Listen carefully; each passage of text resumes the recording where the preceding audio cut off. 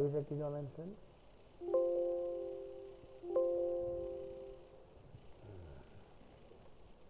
तो लास्ट में लोगों ने मल्टीपल क्लास का कंप्लीट किया था।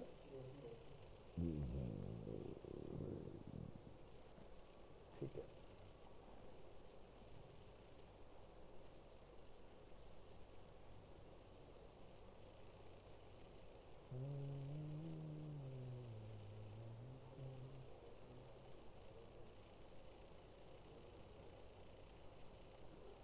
Multiple class. ठीक है, जैसे हमने सेंटर पर एंड किया था।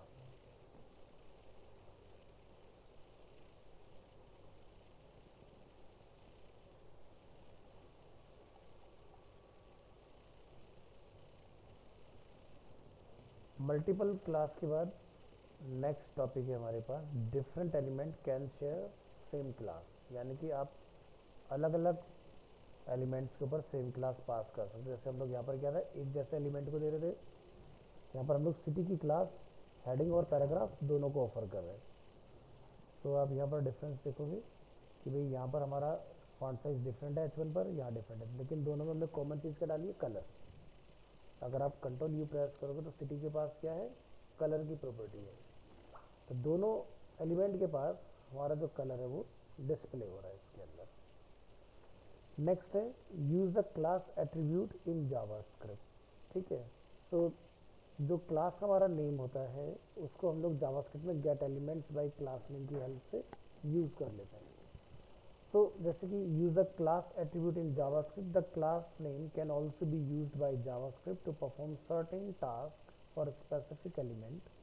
So JavaScript can access elements with the specific class name with the get elements by class name method। तो यहाँ पर हमारे पास क्या है, एक स्क्रिप्ट टैग है जिसके अंदर एक फंक्शन अवेलेबल है, माई फंक्शन है, एक वेरिएबल है हमारे पास x जिसके अंदर document dot gate element by class name में सिटी मेंशन है।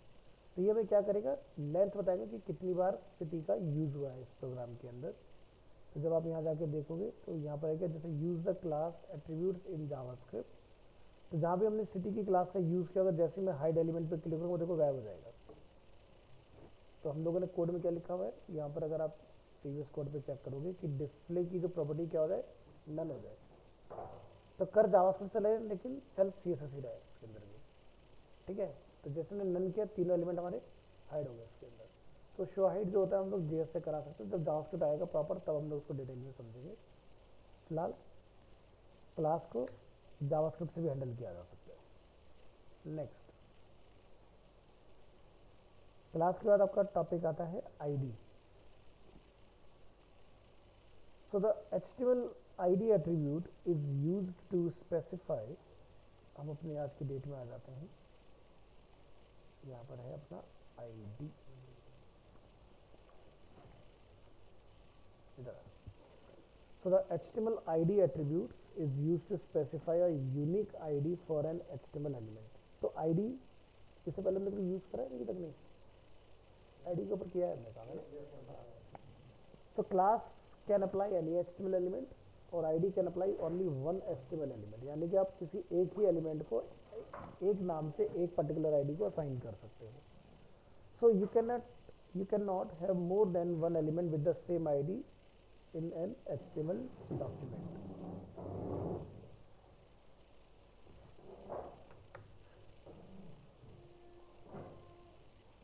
So using the ID attribute specifies a unique ID for an HTML element। The value of the ID attribute must be unique within the HTML document। यानी कि unique से मतलब ये है कि वो एक ही बार डिफाइन हुआ हो और एक ही बार यूज हुआ हो, दो बार यूज नहीं किया गया होना चाहिए ना। The attribute is used to point a specific style declaration in a style sheet। It is also used by JavaScript to access and manipulate the element with the specific ID। So the syntax for ID is write a hash character followed by the ID name। तो जैसे class बनाते हैं ना हम लोग dot लगा के, तो ID डिक्लेयर करते हैं हम लोग हैश की हेल्प से। Then define the CSS properties within curly braces. तो बाकी का जो काम है आपका सेम रहेगा, बस सिंबल चेंज हो गया हमारा, है ना। और जब आप उसको कॉल करोगे, जहाँ भी बाइंड करोगे, तो वहाँ पर आपको ID इक्वल टू लिखना है, ना कि क्लास इक्वल टू लिखना है। ठीक है, so in the following example we have an H1 element that points to the ID name my header। This H1 element will be styled according to the ID my header style definition in the head section. तो देखो ID जो होता है वो कुछ इस तरह से डिफाइन किया जाता है ना। तो डॉट की जगह पर क्या लगा हुआ है, हैश।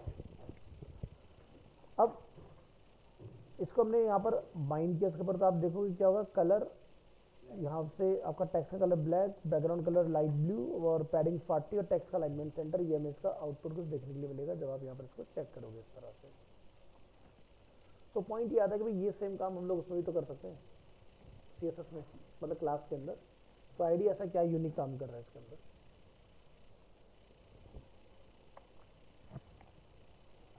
तो आईडी का काम क्या है कि अगर मान लीजिए फ्यूचर में आपको इसके ऊपर जावास्क्रिप्ट लगाना पड़ गया, जैसे भी हमने पहले का एग्जांपल देखा था हाइड करने वाला, उस तरह की चीज़ों के लिए आपको रिक्वायरमेंट आती है। तो the ID name is case sensitive. आप जो भी यहाँ लिखेंगे सेम केस में कॉल होगा, लाइक अ क्लास, क्लास भी केस सेंसिटिव होता है। The ID name must contain at least one character, can not start with a number and must not contain white space. ठीक है, तो आप वैसे तो सीएसएस में भी सेम ही होता है, क्लास जब आप डिफाइन करो उसमें स्पेस आ, जैसे कि आप लिखेंगे माई स्पेस हेडर तो नहीं चलेगा वो भी। तो आईडी और क्लास का लिखने का प्रोसेस बिल्कुल सेम है, कोई डिफरेंस नहीं है। ठीक है, तो इसमें आप स्पेस या टैब वगैरह यूज नहीं कर सकते। अगर आपने लिखना है माई हेडर तो डैश लगाओगे तब चलेगा। अब बात करते हैं डिफरेंस क्या है इन दोनों के बीच में, difference between class and ID. A class name can be used bye multiple HTML elements while an id name must only be used by one html element within the page। एक page में एक ID को एक ही बार आप use कर सकते हैं। क्या होगी अगर मैं मल्टीपल टाइम यूज कर लूँ, कुछ नहीं होगा, आउटपुट आ जाएगा। दिक्कत कब आएगी, जब आप जावास्क्रिप्ट चला रहे होगे तो आपका कोड फंक्शन नहीं करेगा, क्योंकि जब उसको एक नाम के दो लोग मिलेंगे तो उसे समझ नहीं आएगा कि एम्प्लॉय किसके ऊपर होना है। तो दिक्कत आती है आईडी के साथ। ठीक है, तो इसलिए ट्राई नहीं करना है। आप कोशिश करें कि अगर मुझे इस एरिया को कोई आईडी देना है तो वो आईडी किसी और को मत देना। ठीक है, और आपको लगता है कि ऐसी चीज़ मुझे कई जगह पर अप्लाई करनी है तो फिर आप क्लास का यूज़ करो, आईडी का यूज़ नहीं करते फिर। तो जैसे कि आप यहाँ देखोगे स्टाइल टैग में हम लोगों ने डिफाइन किया style element with the name with the ID my header, जो कि ऑलरेडी हम लोगों ने डिफाइन किया और यहाँ पर हम लोग इसका यूज़ कर रहे हैं। So an element with a unique ID हमने यहाँ पर डिफाइन किया और क्लास को हम लोगों ने मल्टीपल टाइम इस तरह से डिफाइन किया। तो इसका आउटपुट क्या होगा, कुछ इस तरह से दिखाई देगा आपको। तो आईडी को अगर मैं फोर्सफुली लगाना चाहूँ मल्टीपल एलिमेंट पे तो लग जाएगा, जैसे कि मैं लंदन के ऊपर लगा के दिखाता हूँ आपको, बट ऐसा आपने ट्राई नहीं करना है।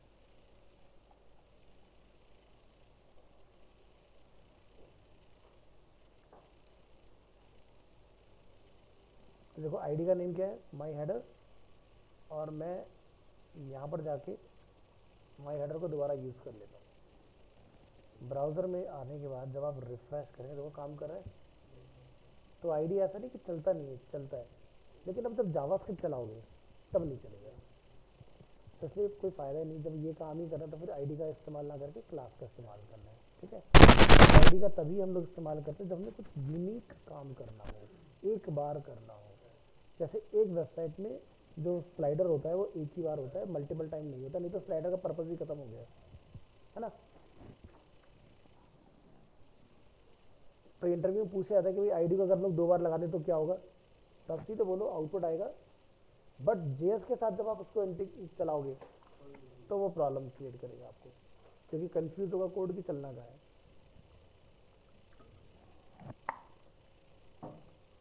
तो जब जावास्क्रिप्ट करेंगे तो प्रैक्टिकली इसको समझा देंगे। तो ये समझ में आ गया, आईडी चल सकता है लेकिन करना नहीं। एचटीएमएल सीएसएस तक कोई दिक्कत नहीं देगा, बढ़िया काम कर जाएगा। Next HTML bookmarks with ID and links. अब ये क्या है, एंकर लिंकिंग पढ़ी थी हम लोगों ने, तो उसमें हम लोग आईडी का इस्तेमाल करते हैं वो चीज़। सो HTML bookmarks are used to allow readers to jump to specific part of a web page. Bookmarks can be useful if your page is very long। और अगर आपकी पेज की लेंथ बहुत ज़्यादा है और आप चाहते हैं यूज़र एक पर्टिकुलर पॉइंट पर जंप करे सीधे, तब हम लोग इसका यूज़ करते हैं। So to use a bookmark, you must first create it and then add a link to it.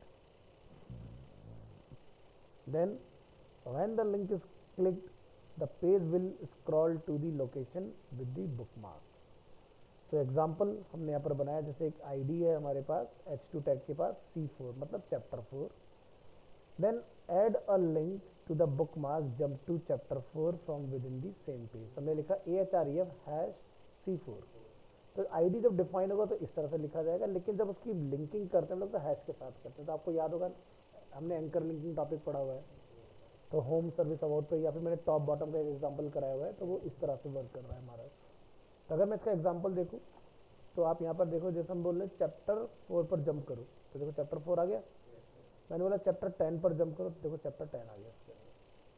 तो ये कैसे पॉसिबल हो रहा है? जो ये लिंकिंग हम लोगों ने यहाँ पर किया हुआ है, बात करिए, इसकी वजह से पॉसिबल हो रहा है। और add a link to the bookmark jump to chapter 4 from another page. तो मान लो कि अगर आपने ये पेज ओपन करवाना है अपना, ठीक है, तो ऐसा भी कुछ आप ओपन करवा सकते हो। आपको बस इतना जाके लिखना है, उस पर्टिकुलर पेज पे लिंक काम करेगा। तो ये भी मैंने आपको डेस्टिनेशन यूआरएल पढ़ाया हुआ है कि भाई मान लो जब मैंने आपको लिंकिंग की वो पढ़ाई थी प्रॉपर्टीज, तो उस पर हम लोग open multiple angle linking file, उस पर हम लोग सीधा अबाउट पे ओपन कर लेते हैं, तो वो वाली चीज़। नेक्स्ट है using the ID attribute in JavaScript. The ID attribute can also be used by JavaScript to perform some task for that specific element. So JavaScript can access an element with a specific ID with the getElementById method. So example, to use the ID attribute to manipulate text with JavaScript, हमें लिखना पड़ता है कुछ इस तरह से, like function, इसका tag use होता है इसके लिए। हमारा फंक्शन डिस्प्ले रिजल्ट, हमने लिखा document.getElementById, जिसका हम लोग मैटर चेंज करें, उस एलिमेंट की आईडी है माई हेडर, उसके अंदर हम लोग बोल रहे हैं हैव अ नाइस डे। अभी आप क्या देखते हैं, जब आप यहाँ पर क्लिक करेंगे तो देखिए मैटर चेंज हो जाएगा। अभी कैसे चेंज हुआ, आप यहाँ पर जूम करें, हमने H1 टैग को आईडी क्या दिया है, माई हेडर।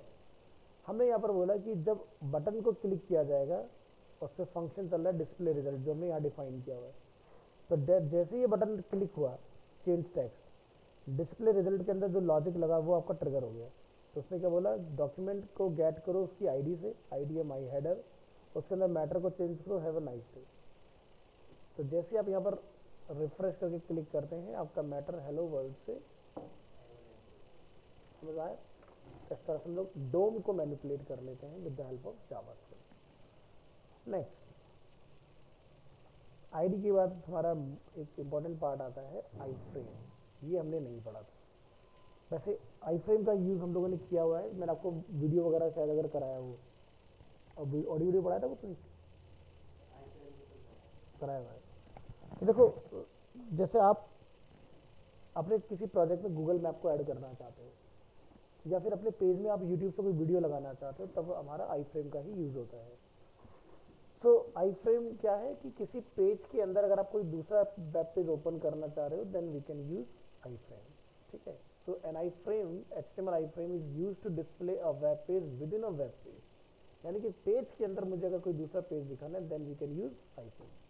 तो एग्जाम्पल के तौर पर आप अपने पेज के अंदर फेसबुक खोलना चाहते हो, भाई मेरा ये वेबसाइट है और मेरे फुटर में फेसबुक, इंस्टाग्राम, ट्विटर तीनों को लिंक कर दिया, ठीक है, तो वो कैसे पॉसिबल होगा, आई फ्रेम की हेल्प से। तो HTML iframe का सिंटैक्स क्या होता है, the HTML iframe tag specifies an inline frame.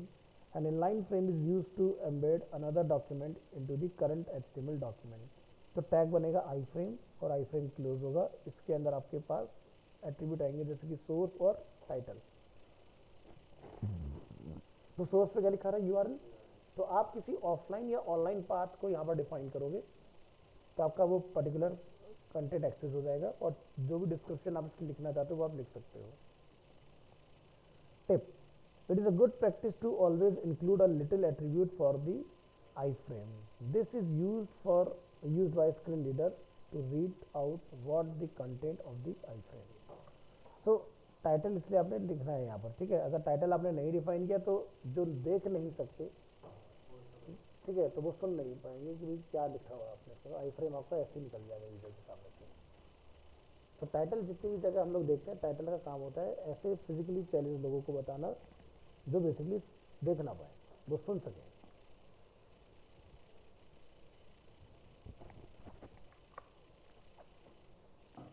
Next, I frame set width and height. So use the height and width attribute also to specify the size of an I frame. तो अभी जैसे आप यहाँ tag देख रहे हैं आई frame, तो इसमें लोग विड्थ और हाइट का और इस्तेमाल कर सकते हैं।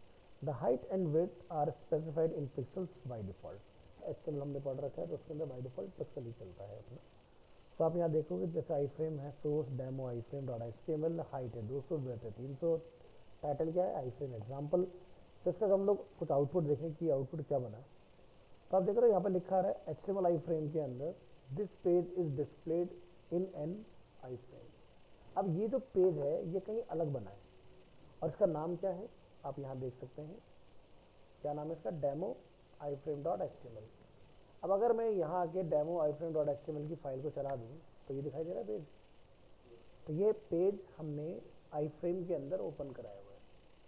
इसको समझौता वैसा समझो कि आप HTML पेज के अंदर इमेज को लेकर आते हो बाहर से, वीडियो को लेकर आते हो, लेकिन हम लोग पेज के अंदर पेज लेके आ रहे हैं with help of I frame. तो यहाँ देख रहे हो कुछ बॉर्डर सा दिखाई दे रहा है हमें। तो अगर आप चाहते हैं कि बॉर्डर वगैरह आपको डिस्टर्ब ना करें तो यहाँ पर आप एक एग्जांपल देखेंगे, दिखाई देंगे इसमें, और you can add the style attribute and use the CSS height and width property, यानी कि हम लोग इसकी अपनी विड्थ और हाइट भी कस्टम चेंज कर सकते हैं। तो ऑलरेडी हमने चेंज वाला एग्जांपल देखा तो इसलिए आपको डिफरेंस नहीं मिलेगा। नेक्स्ट है remove the border. By default an iframe has a border around it. To remove the border add the style attribute and use the CSS border property. हमने border को क्या बोला, नन। तो जब आप यहाँ देखो अब आपको बिल्कुल एकदम डिव की तरह दिखाई दे जाएगी। अब ये पता नहीं चला कि आई फ्रेम में क्या कंटेंट है। Next, with CSS you can also change the size, style and colour of I frame border. तो आप यहाँ पर जाके बॉर्डर जैसे 2 पिक्सल का देख रहे हैं, सॉलिड और रेड कलर का देख रहे हैं हम लोग, तो जब आप क्लिक करेंगे तो आप आई फ्रेम का बॉर्डर डिफरेंट देख पाओगे इस तरह से। इसी तरह से iframe target for a link, an iframe can be used as the target from a link frame a link.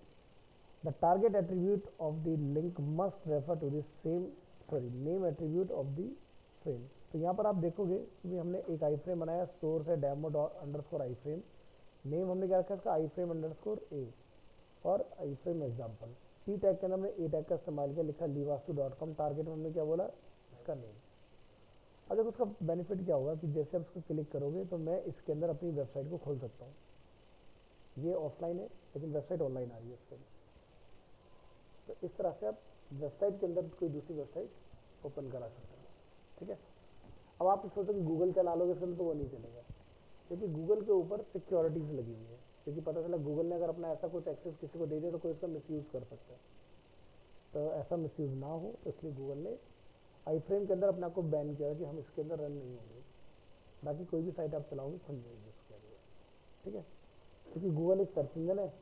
पता चला कोई उससे बचने के लिए कोई उसका डिजिटल फुटप्रिंट ना पकड़ पाए तो किसी ने कोड करके कस्टम उसके अंदर गूगल खोल लिया, जैसे मैंने भी वेबसाइट खोल दी अपनी, तो क्या होगा उसका फिर मिसयूज़ हो जाएगा और उसकी फिर हिस्ट्री ट्रेस नहीं हो पाएगी कि कौन से जगह पर इस्तेमाल किया गया है।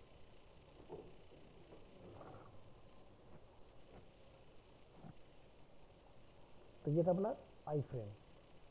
तो आई फ्रेम की हेल्प से हम लोग क्या लगाते हैं, मैप।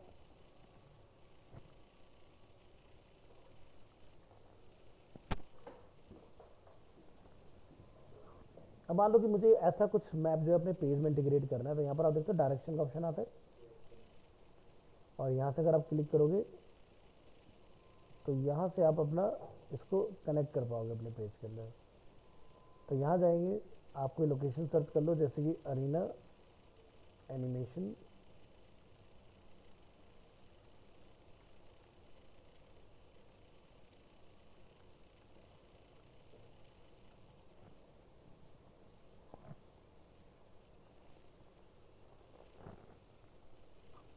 ये आगे देखो। जैसे अब मान लो कि आप यहाँ से इसको अपने इसमें ऐड करना चाह रहे हो, तो यहाँ पे क्या लिखा रहा है, क्लिक कर दो। जब हम लोग एम्बेड में आए तो यहाँ पे क्या लिखा रहा है, लिखा रहा है। अब मान लो मुझे ये चाहिए तो मैंने कोड को कॉपी किया,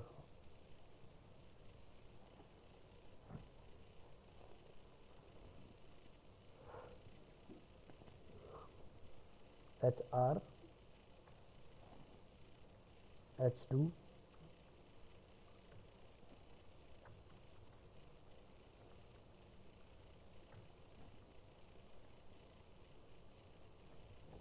वेब ब्राउज़र में आइए,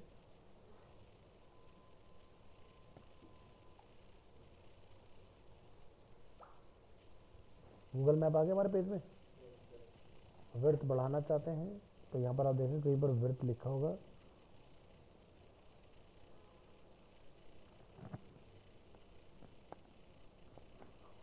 विड्थ बोल रहे हैं 100%।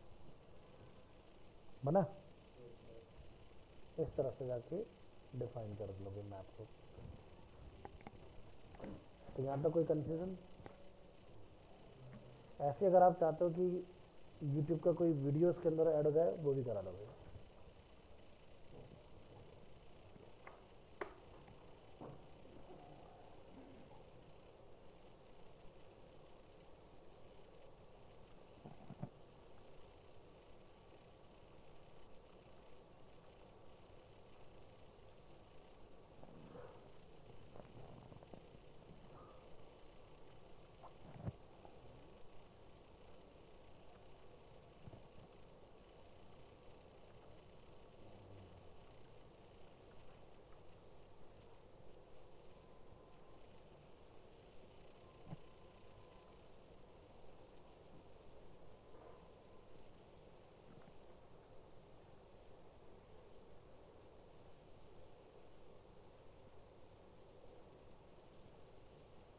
शेयर दिखाई दे रहे हैं आप?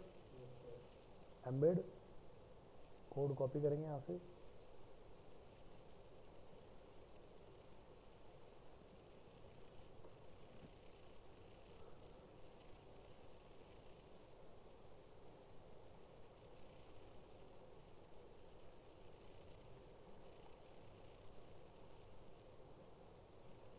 क्या दिख रहा है? आ गया video? The world is on fire. इसका भी वर्थ आप कंट्रोल कर सकते हो यहाँ से, ठीक है।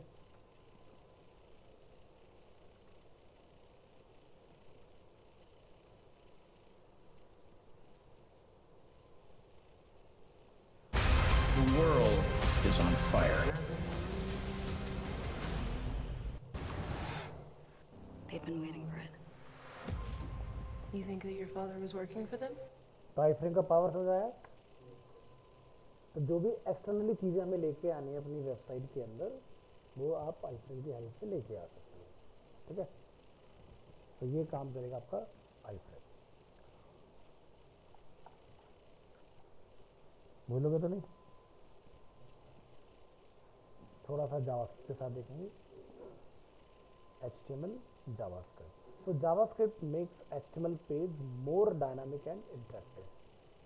अब आपने देखा होगा YouTube का प्लेयर है, आप उस पर क्लिक करते हो वीडियो पॉज हो जाता है, क्लिक करते हो पॉज मोड में तो प्ले हो जाता है, वहीं पर वॉल्यूम कंट्रोल सब कुछ दिया हुआ है, दैट इज जावास्क्रिप्ट, ठीक है। तो जब हम लोग JS पढ़ेंगे तब डिटेल में देखेंगे उन चीज़ों को।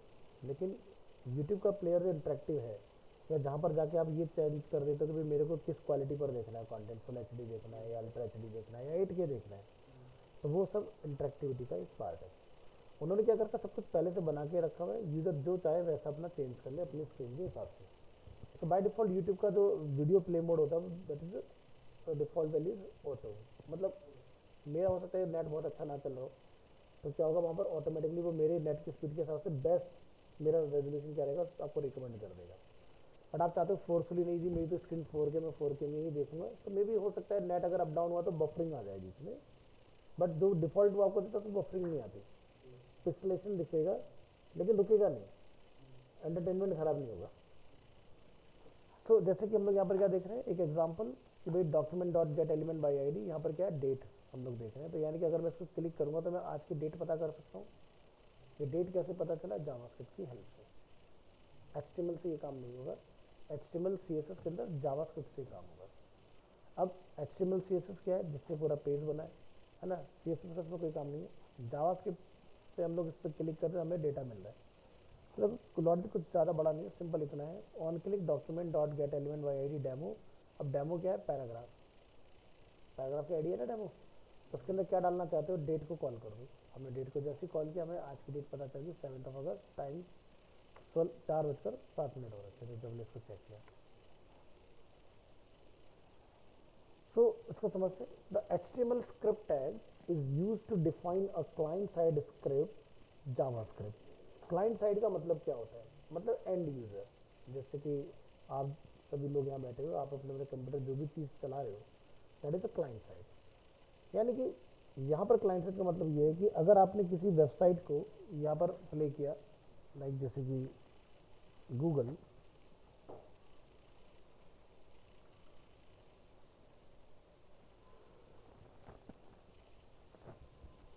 और आप यहाँ से राइट क्लिक या फिर कंट्रोल यू से इसके व्यू सोर्स में आते हैं, आप इसका कोड देख पा रहे हैं, तो ये होता है आपका क्लाइंट साइड का मतलब।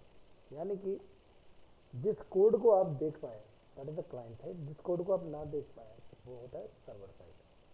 ठीक है, तो जैसे बहुत सारी साइट्स ऐसी हैं जो रिएक्ट में बनी होती हैं, या जैसे बहुत सारी साइटें जो पीएचपी में होती है, तो कभी भी आप उनका ओरिजिनल कोड नहीं देख पाओगे, आपको सिर्फ और सिर्फ वो कोड दिखाई देगा जो HTML, CSS, JavaScript, jQuery, bootstrap material का होगा।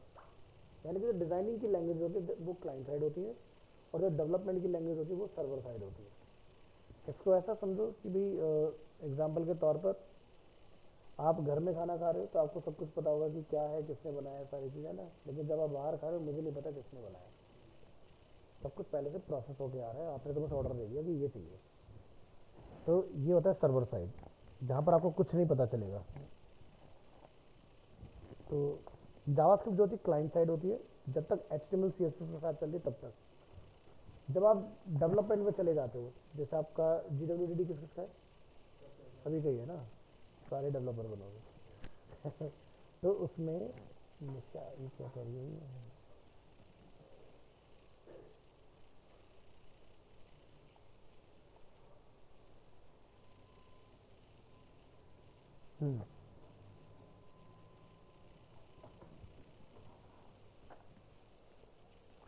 तो जब आप रिएक्ट वगैरह सीखोगे तो रिएक्ट जो चलता है वो चलता है नोड के ऊपर, और नोड जो होता है वो आपका जावास्क्रिप्ट होती है। तो जावास्क्रिप्ट को सर्वर साइड चला पाता है नोड JS। ठीक है, तो आज की डेट जो JS है वो क्लाइंट साइड और सर्वर साइड दोनों तरह से काम करती है, ऐसा नहीं कि सिर्फ क्लाइंट साइड ही है। तो यहाँ पर हम लोग क्या देख रहे हैं, HTML script tag is used to define a client side script, मतलब JavaScript. A script element either contain script statements or it points to an external script file through the source attribute। यानी कि मैं जैसे CSS को internal और external लिख सकता हूँ, वैसे जावास्क्रिप्ट को भी इंटरनल और एक्सटर्नल लिख सकता हूँ। हमें तीनों देख ली ना, इनलाइन, इंटरनल, एक्सटर्नल, CSS। ठीक है, तो common use for JavaScript are image manipulation, form validation and dynamic changes of content. तो एग्जांपल के तौर पर अगर हम लोग देखें यहाँ,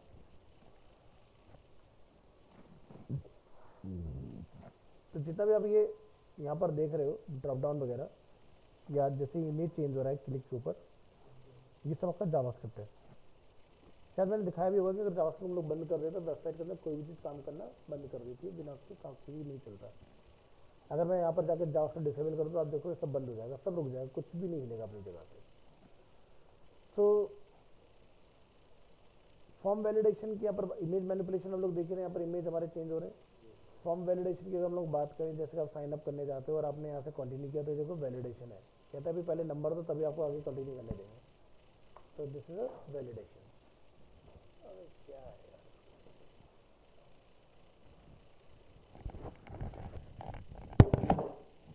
यार, टाइम तो खराब है।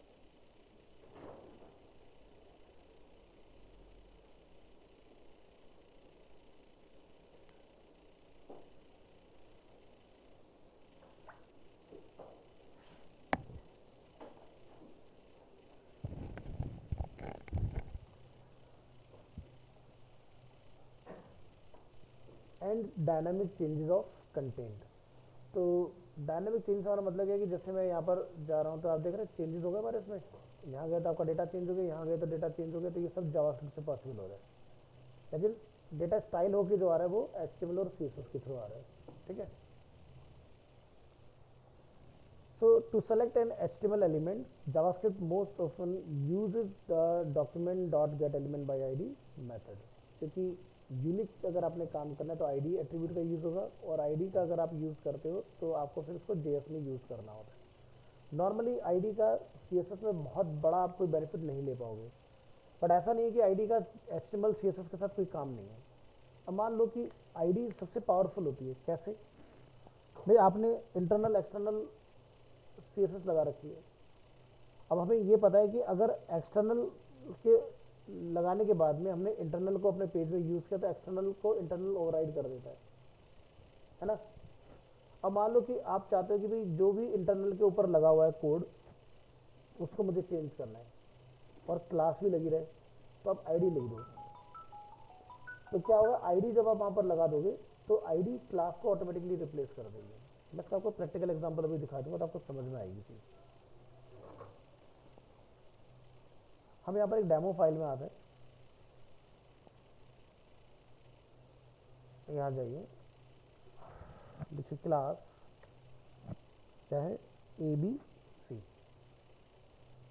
अब ये जो ABC क्लास हमने लगाई है, हम लोग यहाँ जाके क्या लिखते हैं, स्टाइल टैग, और ABC को हमने यहाँ पर डिफाइन कर दिया डॉट के साथ, ठीक है।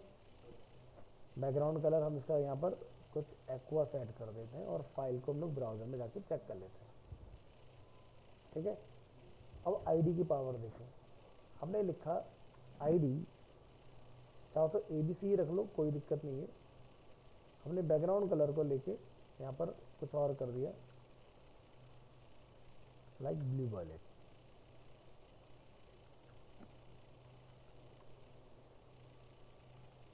अब आप यहाँ जाके लिखिए आईडी ABC, क्या दिखाई दे रहा है, आईडी ने क्लास को चेंज कर दिया। अब हम में से कुछ को ऐसा लगे भाई आईडी जो है क्लास के बाद लिखी गई है इसलिए ऐसा हो रहा है, तो मैं आईडी को उठा के इसके ऊपर रख देता हूँ। अब नीचे क्या है, क्लास है ना, लेकिन आउटपुट में क्या आ रहा है, आईडी। अब इसमें हम लोग एक छोटा सा चेंज करते हैं, हमारे पास एक mystyle.css है, मैं यहाँ पर इस mystyle.css को इधर इंटीग्रेट कर देता हूँ। ध्यान से देखना, बारिश हो रही है क्या?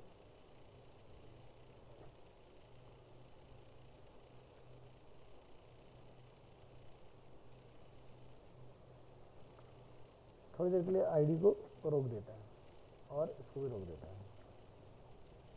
हाँ, हो रही है। अब देखो यहाँ पर क्या हो रहा है, बैकग्राउंड कलर एक्सटर्नल के अंदर और हमारा हेडिंग का जो कलर था ब्लू वो वहाँ से एक्सटर्नल से यहाँ कॉल हो गया। तो सबसे पहले हम लोग अपना CSS को अनलॉक करते हैं और देखते हैं क्या ये CSS बाहर वाले को ओवरराइड कर पा रही है कि नहीं। चेंज हो गया, तो क्या हुआ, उसने ये देखा कि भाई हमारा बैकग्राउंड कलर जो है वो मुझे डालना है, इसने उसने अपना पार्ट डाल दिया, लेकिन जो मेरा टेक्स्ट का कलर यहाँ पर ब्लू रखा था उसने उसको चेंज नहीं किया। बट अगर मैं यहाँ पर टेक्स्ट का कलर भी सेट कर दूँ कि भाई कलर जो है वो आप ग्रीन कर दो एग्जाम्पल के तौर पर, हो गया ना, तो एक्सटर्नल को इंटरनल ओवरराइड करता है। अब मान लो कि आपने गलती से इंटरनल को एक्सटर्नल के ऊपर डिफाइन कर दिया, अब क्या होगा, अब क्या चलेगा, एक्सटर्नल। देखो यहाँ पर जब जाओगे तभी हमारा ABC क्लास लगा हुआ है, अभी क्लास है इस वजह से काम कर रहा है, इसको ज़रा होल्ड कर लो, कॉपी करो, कमेंट बनाओ और यहाँ पर पेस्ट करके क्या लिख देंगे, H1, और यहाँ से इसको भी थोड़ी देर के लिए भूल जाओ। मैं इस लाइन की कॉपी बना लेता हूँ, इसको कर देंगे कमेंट, पूरा ईमानदारी से देखेंगे चीज़ें कैसे काम कर रही हैं। तो चलो, इंटरनल में H1 के को हमने क्या कलर दिया हुआ है, ग्रीन, ठीक है। और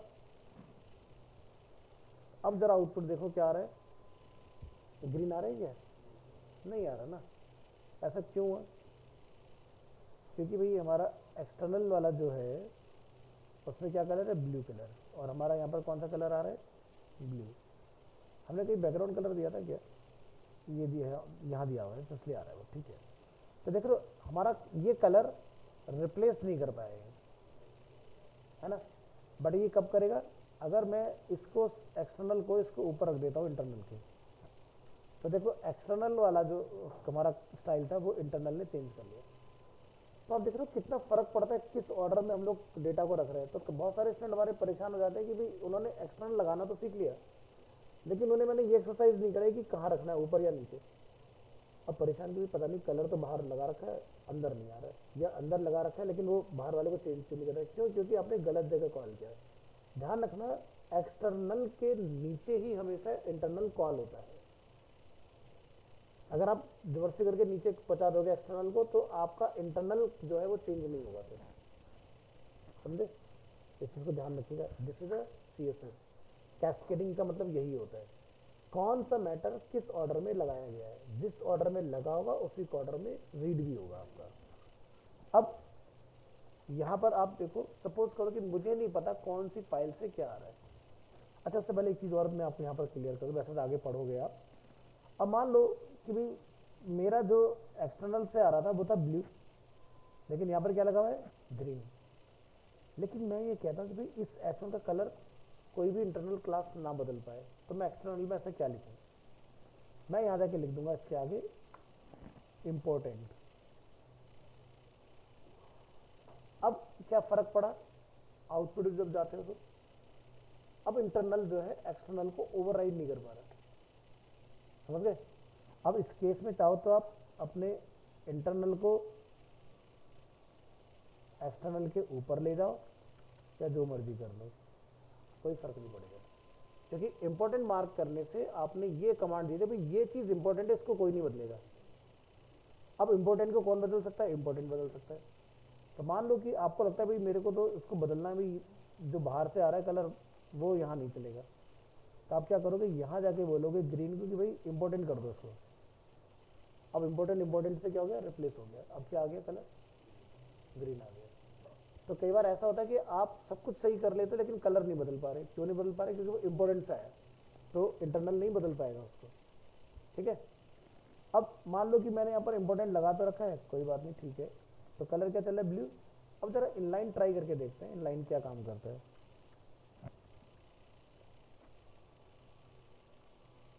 मैंने बोला इनलाइन को कि कलर को रेड कर दो, क्या लगता है इनलाइन काम करेगा? बट हमने ये सीखा था ना कि इनलाइन सबसे ज़्यादा पावरफुल होता है, लेकिन इनलाइन सबसे ज़्यादा पावरफुल होता है। तो इनलाइन यहाँ पर अपना काम जो है नहीं कर रहे हैं ना। क्यों? क्योंकि इम्पोर्टेंट लगा हुआ है। तो अब आप यहाँ देखो कि ऐसे सिनेरियो में आपके पास एक ऑप्शन निकल के आता है, वो क्या है? आईडी। देखिए मैंने सब सारी तरीके ट्राई करा दिया आपको। इसमें एक्सटर्नल पर हमने अपना कलर सेट कर रखा है ब्लू, उसको बोला इंपॉर्टेंट। तो इंटरनल पर हम लोग सेम सेलेक्टर पे काम करें लेकिन कलर चेंज नहीं हो रहा। अब हमने क्या बोला कि भाई नहीं चेंज हो रहा, मुझे नहीं समझ आ रहा क्या दिक्कत है। मेरे पास तरीका आया आईडी का। मैंने बोला आईडी जो ABC है उसका जो कलर है टेक्स्ट का वो कुछ ये कर दो, और मैंने इस आईडी को जाके यहाँ पर कॉल कर दिया। क्या है आईडी? अब क्या लगता है कलर चेंज होगा? हो जाएगा? चलो आओ यहाँ पर। ठीक है? क्या है? यहाँ पर ब्लू वायलेट कलर है लेकिन एक्सटर्नल पर लगा पड़ा है इम्पोर्टेंट। इम्पोर्टेंट अगर तुमने लिख दिया तो इम्पोर्टेंट को इम्पोर्टेंट ही रिप्लेस करेगा, कोई और नहीं करेगा। बट अगर मैं एक्सटर्नल वाले से इम्पोर्टेंट वापस ले लूँ, अब कौन सा कलर आ रहा है? रेड। कौन सा है? इनलाइन। आईडी नहीं चल रहा ना। अब जरा यहाँ देखो कि भाई मेरी आईडी और क्लास दोनों चल रही हैं,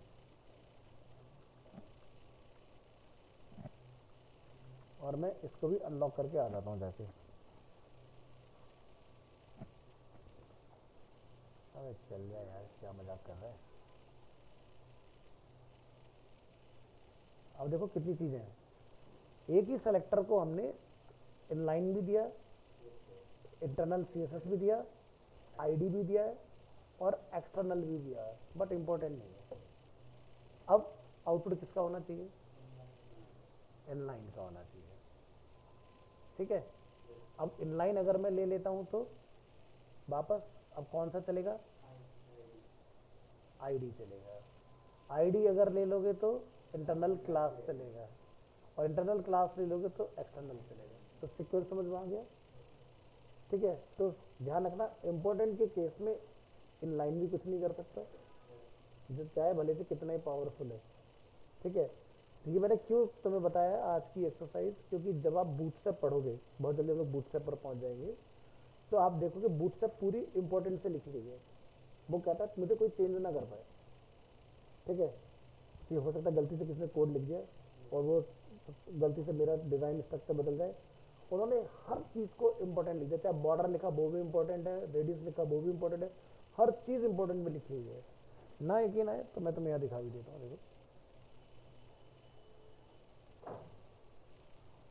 अब ये जितना भी हम लोग यहाँ देख रहे हैं ना, सब ये इंपॉर्टेंट से बना हुआ है, मतलब ये बूटस्ट्रैप की स्टाइल चल रहा है। यहाँ पर देख रहे हो, अब यहाँ जाके इंपॉर्टेंट फाइंड करो। 1715 बार इंपॉर्टेंट का इस्तेमाल हुआ है इस पूरे टेम्पलेट के अंदर।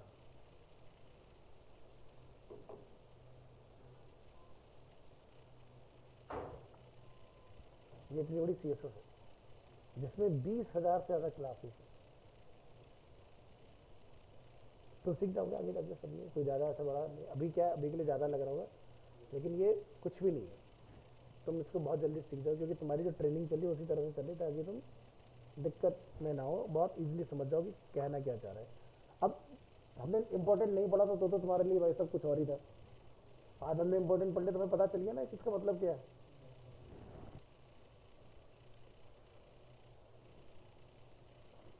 तो मान लो किसी एलिमेंट पे इंपॉर्टेंट लगा तो उसके काट क्या है, इंपॉर्टेंट। इंटरनल में भी इंपॉर्टेंट लगा दो तो बाहर वाला उड़ जाएगा अपने आप। ये थोड़े तरीका है। तो अगर आप अपना सोर्स फाइल यहाँ पर अगर देखोगे ना VS कोड के अंदर, जो हम लोग यहाँ पर डेमो को मैं बंद कर देता हूँ, डेमो दिखाना था मुझे खाली। तो ये क्या है, HTML ID। तो इसके टॉप में अगर आप जाकर देखो तो लगे बूटस्ट्रैप की min.css, क्योंकि हम यहाँ पर थ्योरी लिख रहे हैं टोटल, तो थ्योरी स्टाइल होकर तरीके से है, आपको अच्छे से दिखाई दे। तो ये सब कुछ CSS पहले से लिखे गए हैं, उन्हीं से चल रहा है अपना काम। यार आज ये मार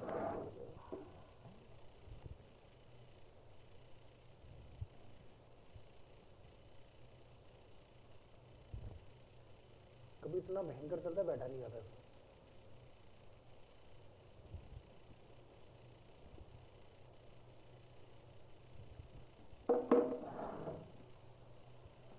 तो आईडी का रोल समझ रहा है डिजाइनिंग के अंदर क्या है, यानी कि JS में तो उसका है ही एडवांटेज, CSS में उसका एडवांटेज क्या है कि अगर आपको क्लास को रिप्लेस करना है तो आईडी रिप्लेस कर सकता है, ठीक है। तो यहाँ पर this JavaScript example writes hello JavaScript into an HTML element with ID demo.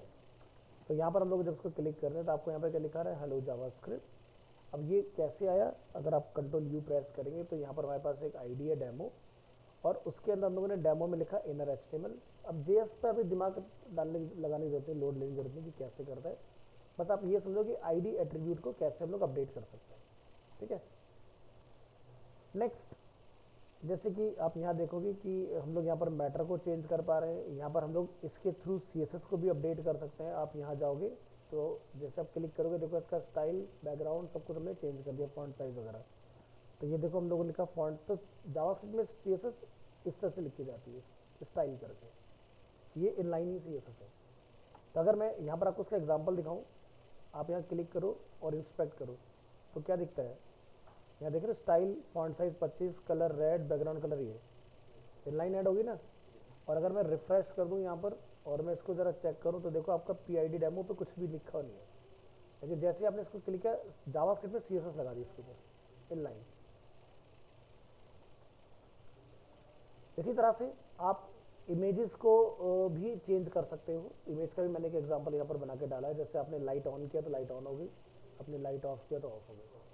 अब लाइट ऑन ऑफ तो हो ही नहीं रही, हमें पता है यार, ये ऑफ वाली फोटो अलग रखी हुई है, ये ऑन वाली फोटो अलग रखी हुई है। हम तो बस खाली सोर्स ही तो बदल रहे हैं उसका। अब पहली बार तो किसी यार ये तो कमाल हो रहा है जावास्क्रिप्ट लाइट। तो जावास्क्रिप्ट क्या है, मैनिपुलेशन, एक धोखा है, ठीक है, कि भाई क्या हो रहा है पता नहीं, होता कुछ नहीं, बस वो खाली डोम को चेंज कर रहा होता है ना। तो अगर हम लोग यहाँ पर इंस्पेक्ट करके इसको समझें तो आप यहाँ देखेंगे अभी यहाँ पर क्या लिखा रहा है, इमेज का नेम इमेज ऑब्लिक ऑफ। जैसे मैं ऑन पर क्लिक करूंगा इमेज ऑब्लिक ऑन हो गया, देखो, है ना।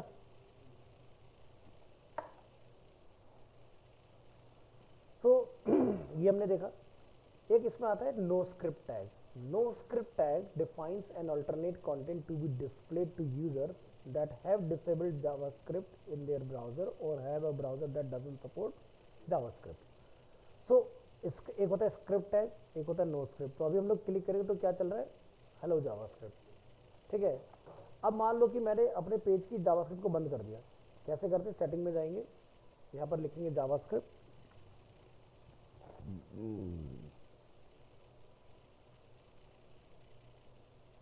मैंने यहाँ से जावास्क्रिप्ट किया बंद।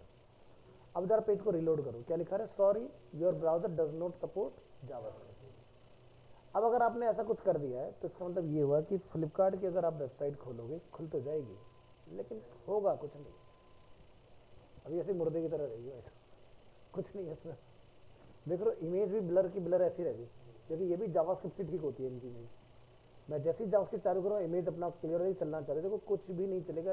यहाँ पर ये हमारा उससे चल रहा है, ना इमेज चेंज होगा, ना यहाँ चेंज होगा, ना नीचे की मेरी लेंथ आ रही कि कितने स्लाइडर है, सब बंद हो गया, ना पेज लोड हो पा रहा है, हैंग ऑन लोडिंग कंटेंट। और जैसे हम लोग यहाँ से आके फिर से उसको बोलेंगे ऑन और यहाँ आएंगे रिलोड करेंगे, देखो सब चालू हो जाएगा।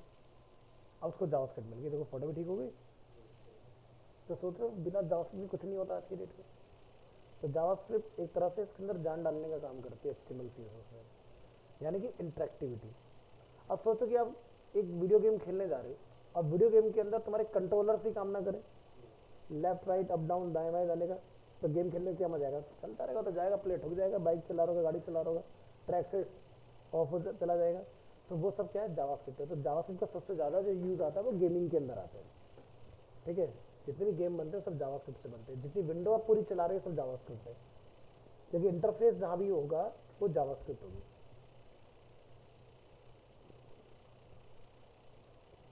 दो चीज़ें होती है, एक जावा और एक जावास्क्रिप्ट। इंटरेक्टिविटी और फंक्शनलिटी के लिए जावास्क्रिप्ट चलती है। तो क्लियर हुआ। अब देखो वापस से मैसेज हमारा हेलो जावास्क्रिप्ट में चेंज हो गया। नेक्स्ट इसके बाद हमारा पार्ट आएगा फाइल पाथ, ठीक है। फाइल पाथ में यहाँ पर आइए और इस फाइल पाथ को यहाँ पर ओपन करो और यहाँ पर जाके आप अपना टैग जो है वो चेंज कर दो।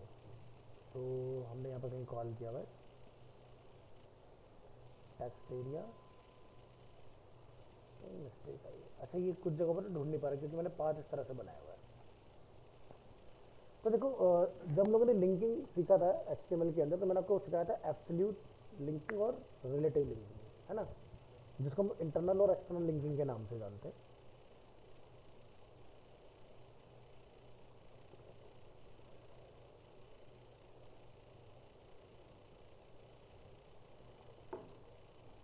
तो यहाँ पर हमारी 2 इमेज का आउटपुट नहीं आ रहा है ना, 3 का नहीं आ रहा है। क्यों नहीं आ रहा है, अगर थ्योरी पढ़ो समझ में आ जाएगा।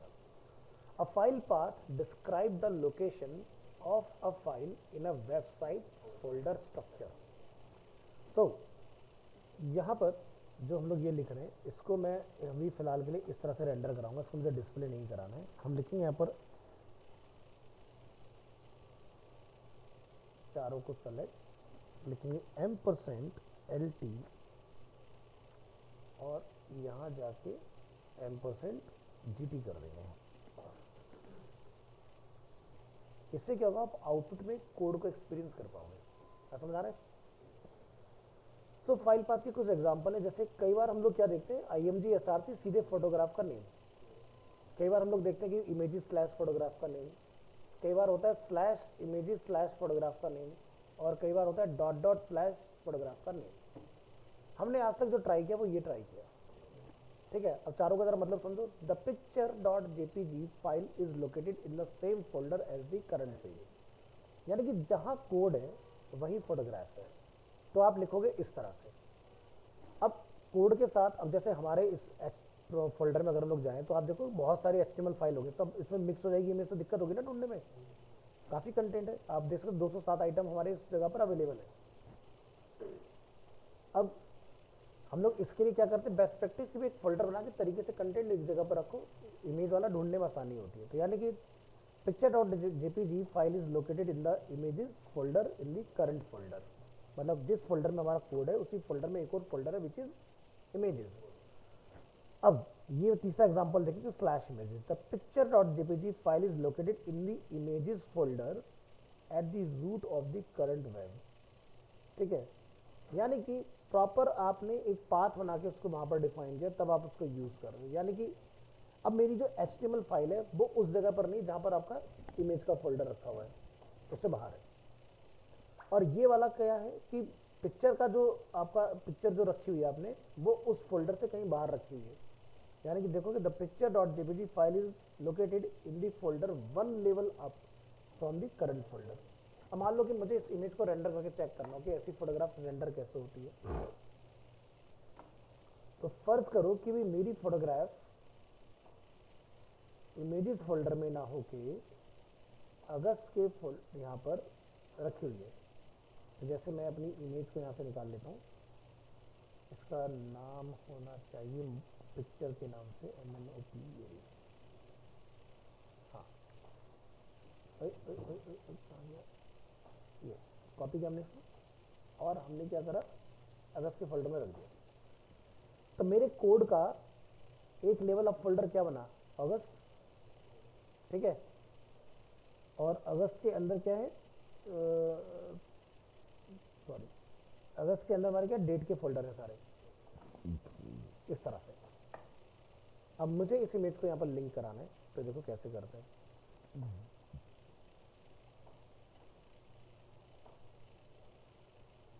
तो मैं डेमो फाइल का एग्जांपल ले लूँ। आप लिखते हो क्या हो, imgsrc। अगर मैं लिखता हूँ इमेजेस स्लैश पिक्चर, तो ये क्या हुआ, जहां कोड है उसी फोल्डर के अंदर इमेज का फोल्डर। अब पिक्चर तो हमारी यहाँ है नहीं, आप क्या लिखोगे, डॉट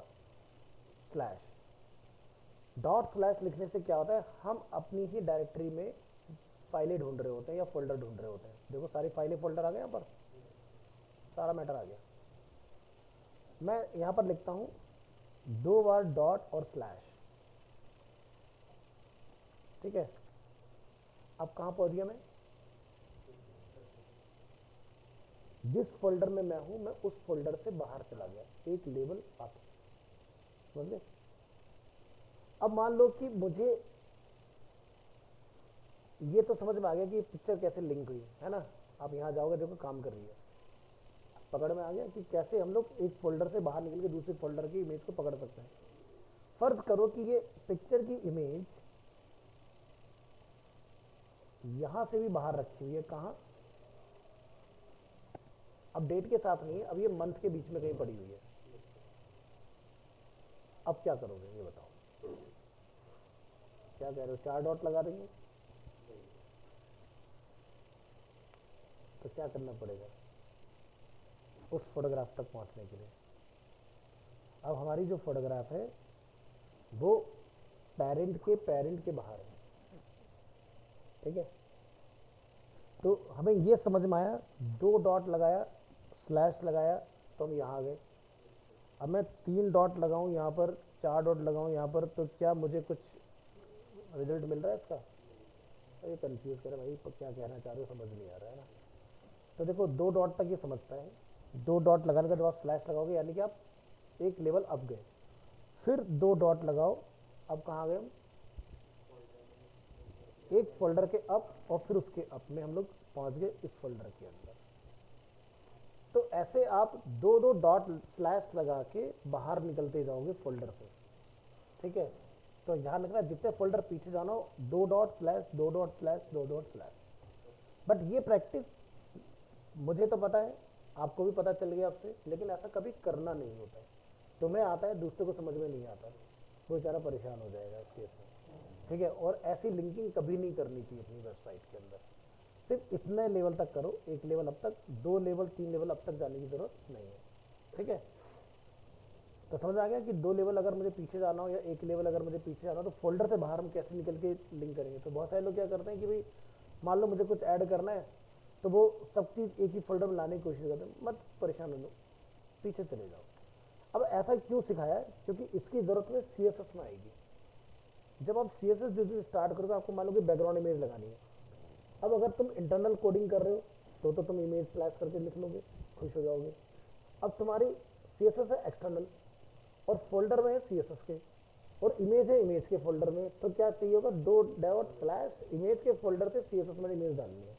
समझाता हूँ, एग्जाम्पल ऐसा समझो कि मेरे पास एक CSS का फोल्डर दिखाई दे रहा है, चलो ठीक है, यहाँ पर हम लोग एक इमेज लगाने की कोशिश करते हैं। हमने यहाँ पर लिखा बॉडी, ऊपर ऑलरेडी अवेलेबल है, उसी में चले जाते हैं। ध्यान दिलाना, डिलीट भी करना पड़ेगी क्योंकि ये हमने कहीं एसोसिएट की, वहाँ पे खराब कर देगा नहीं तो। ये क्या लिखेंगे, बैकग्राउंड इमेज, क्या लिखेंगे, URL। अब आप यहाँ लिखोगे अगर इमेजेस स्लैश, तो ये तो पकड़ ही नहीं रहा, क्योंकि भाई CSS के फोल्डर में इमेज का तो फोल्डर भी है नहीं। तो हमें क्या करना पड़ेगा, हमें लिखना पड़ेगा दो डॉट स्लैश, ठीक है, दो डॉट स्लैश। हम कहाँ आ गए, बाहर आ गए। तो यानी कि अब मैं अगर मैं यहाँ लिख देता हूँ इमेजेस, तो पकड़ लिया इसने इमेजेस को। अब मैं पिक्चर को लिंक कर सकता हूँ इसके अंदर। तो समझ में आया मैंने क्यों सिखाया तुम्हें ये वाला पार्ट। तो दो डॉट की जरूरत तुम्हें इसलिए आती है, समझ गए।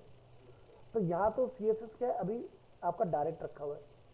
अब बहुत सारे लोग वेबसाइट में स्ट्रक्चर बनाते हैं, पहले एसेक्स, उसके अंदर फिर CSS, JS, इमेजेस, जो भी आपकी इंपोर्ट करने वाली चीज़ होगी, तो वो फोल्डर के अंदर फोल्डर में होगी। तो आपको दो डॉट की वहाँ जरूरत है, ये इस तरह से पीछे जाने की। अब तुम्हें समझ में आ गया इसका गेम कैसे हैंडल करना है, फोल्डर के बाहर वाला। तो मैं इसको यहाँ से हटा दे रहा हूँ ताकि ये जहाँ हमने लगाई थी वहाँ पर दिक्कत क्रिएट ना करे हमें। तो क्लियर हो गया अच्छे से, क्लियर होना जरूरी है, नहीं तो दिक्कत होती है।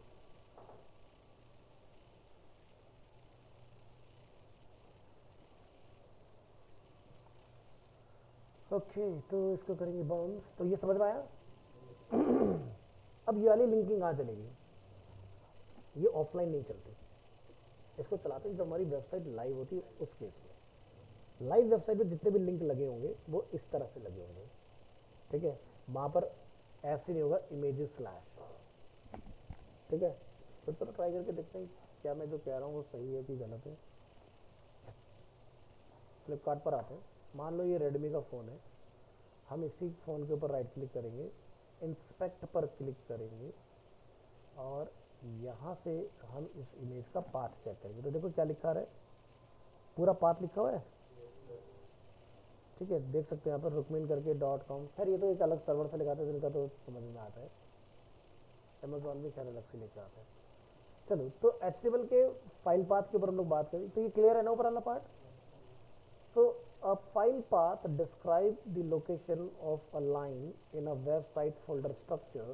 So file path are used when linking to external files like। तो ध्यान रखना, मैंने अभी यही समझाया था एक्सटर्नल फाइल। अब एक्सटर्नल फाइल इमेज भी हो सकती है, CSS के अंदर बैकग्राउंड इमेज में इमेज डालने का प्रोसेस जो मर्जी हो। तो web page, image, style sheet और, तो अभी मैंने तुम्हें क्या समझाया था, और वेब पेज वाला पार्ट और इमेज वाला पार्ट, JS वाला पार्ट हम लोग ऑलरेडी ऐसे कर चुके हैं, बट आगे फिर आएगा तब देखेंगे इस चीज़ को। तो पहला पार्ट क्या होता है, absolute file path. Absolute file path is the full URL to a file. अब ये हमने नॉर्मल डाला हुआ है, बट एक्चुअल में एब्सोल्यूट URL जो पाथ होता है वो ये होता है कि मुझे फ़ोन की फ़ोटो चाहिए तो पूरा फ़ोन का URL ही लगाओगे।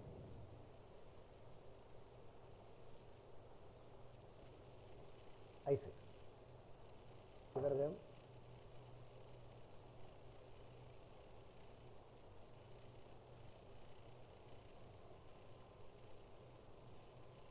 ये क्या बना, एब्सोल्यूट पाथ, ठीक है। तो यहाँ जाएं, रिफ्रेश करेंगे, आया कि नहीं आया ना, ये गलत फाइल है क्या, गलत फाइल, यहाँ रिफ्रेश करेंगे, अब आएगा। तो दिखाई दे रहा है। अब इसके हमने एडवांटेज और डिसएडवांटेज दोनों देखे हुए हैं। ये तभी लगाना है जब इमेज तुम्हारी है, पढ़ा था ना मैं इसके बारे में। अगर पता चला कि फ्लिपकार्ट ने कल कोई फ़ोन बंद कर दिया बेचना, तो तुम्हारे पास भी गायब हो जाएगी इमेज। तो इससे अच्छा डाउनलोड करके रख लो, और वही वाला तरीका इमेजेस स्लैश करके चलाओ, सबसे सेफेस्ट तरीका होता है।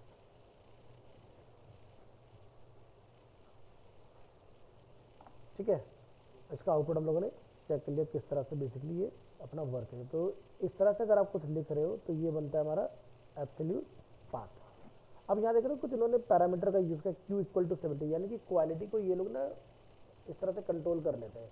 ठीक है, हम ये अभी नहीं कर सकते क्योंकि इसके लिए डेवलपर बनना पड़ता है, तब जाके होगा। फिर आपका अपना खुद का इमेज सर्वर होना चाहिए, तब जाके इस तरह की चीज़ हम लोग ट्राई करते हैं अपनी चीज़ों में। तो आज का कंटेंट समझ में आया? हमने क्या क्या सीखा आज इसके अंदर? File path, basics of JavaScript, I frame, ID और क्लास का जो थोड़ा सा एक दो टॉपिक बताए थे वो पार्ट हम लोगों ने देखे किस तरह से यूज में लेके आओगे अपनी चीज़ों को। तो देख रहे हो आपका इसी HTML में CSS भी ऑलमोस्ट हो गया, आपका JS का भी बेसिक इंट्रोडक्शन रहेगा। ऐसा नहीं कि इतने में खत्म हो जाएगा, JS डेडिकेटेड अलग से पढ़ेंगे भी, बट आपको फेमिलियर कर दिया इन्हीं सब चीज़ों के अंदर कि भाई चीज़ें आपकी काम किस तरह से करें। और भी बहुत सारी चीज़ें कवर अप होंगी, फिर आपका ये अच्छे से पूरा हो जाएगा। तो समझ में आ गया HTML अच्छे से? तो इसी में टाइम बच रहा है हमारे पास है भी 5। एक टॉपिक और बना देते हैं, जैसे कि ये था एब्सोल्यूट, एक बना दो रिलेटिव का example, relative file path.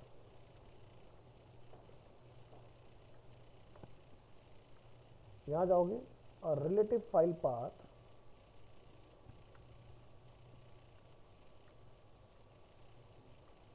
points to a file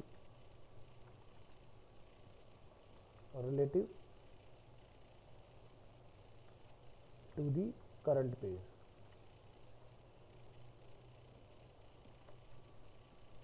सो इसमें जो आप URL लिखेंगे वो चलता है आपका इस तरह से स्लैश इमेजेस स्लैश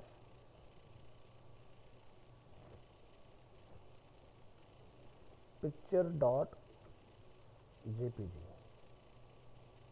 इस तरह से आप इसको डिफाइन करते हो। तो यहाँ लिख देते हैं इन द फॉलोइंग एग्जाम्पल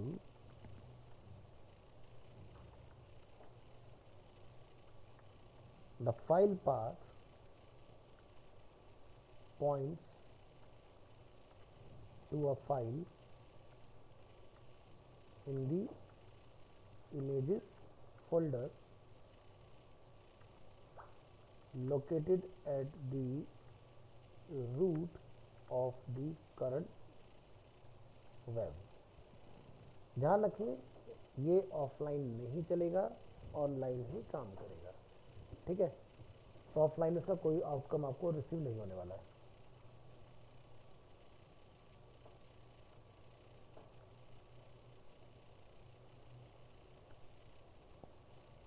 और मैंने आपको बताया इसका लिखने का स्ट्रक्चर कुछ इस तरह से रहेगा। यहाँ जाके आप इसको फाइल को सेव कर लेंगे और इसको हम क्या बोल देंगे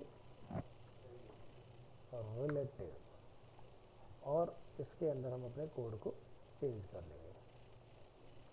तो स्लैश इमेजेस स्लैश करके ये आपका वर्क करेगा। और मैंने चेंज किया था, कर दिया ना, कर दिया बस रिलेटिव करना। चलो फाइल को जरा यहाँ पर रीलोड कराओ और इसको यहाँ से क्लिक करो। तो देख रहे हो ब्लैंक आ रहा है क्योंकि वो उस पाथ को फाइंड नहीं कर पा रहा है जो हमारा इस तरह से लिखा हुआ है। ठीक है, क्या लिखा रहा है सी इमेजेस स्लैश पिक्चर, जबकि हमारा फोल्डर क्या है आज के करंट मंथ करंट डेट, उसके अंदर जाके हमने कहीं इसको डिफाइन करके रखा हुआ है। लेकिन अगर यही लाइव होगा तो चल जाएगा, कोई दिक्कत नहीं आएगी। ठीक है, क्या लिखा रहा है देख रहे हो, क्या लिखा है करंट वेब, वेब के लिए काम करेगा। ठीक है।